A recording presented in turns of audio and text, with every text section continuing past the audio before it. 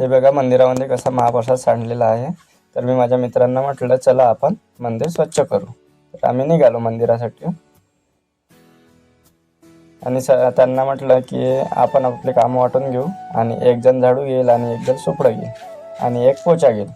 तर आपल्या कामी लागले आणि मंदिर क्लीन करायचे हे आम्हाला जिद्द लागली होती आणि त्यामध्ये आम्हाला माकोड्यांनी परेशान केलं तरी आम्ही आमची जिद्द सोडले नाही आणि कंटिन्यू आम्ही काम सुरू ठेवलं. आणि तुम्ही लास्टमध्ये बघू शकता की किती क्लीन दिसेल.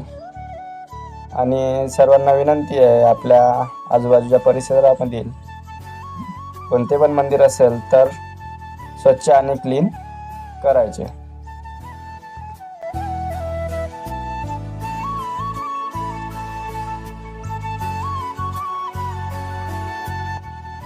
तुम्हाला आमचे हे काम आवडले असेल तर तुम्ही आम्हाला कमेंटमध्ये सांगू शकता.